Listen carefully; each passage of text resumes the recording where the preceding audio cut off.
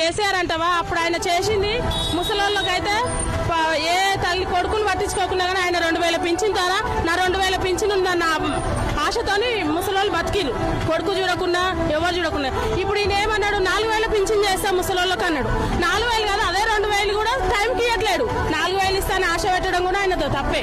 ఆయన ఎంత ఇచ్చినా అంత ఇచ్చినా కేసీఆర్ వచ్చి 2000 చేసిండు. ఆ 2000కి నా కొడుకు చూడకుండా ఒకటి కేసీఆర్ నా ఇంటికి పెద్ద కొడుకు అయ్యిండు నాకు 2000 పింఛన్ ఇస్తుండు అని ముసలోళ్ళు ఆశతో బతికిరు. ఇప్పటికైనా కానీ వాళ్ళకు చైతన్యత మాత్రం కేసీఆర్ మీదనే ఉంది ముసలోళ్ళకి. ఈ రేవంత్ రెడ్డి వస్తా అన్నది కళ. అయితే అధికారంలో ఖచ్చితంగా టీఆర్ఎస్ వచ్చింది.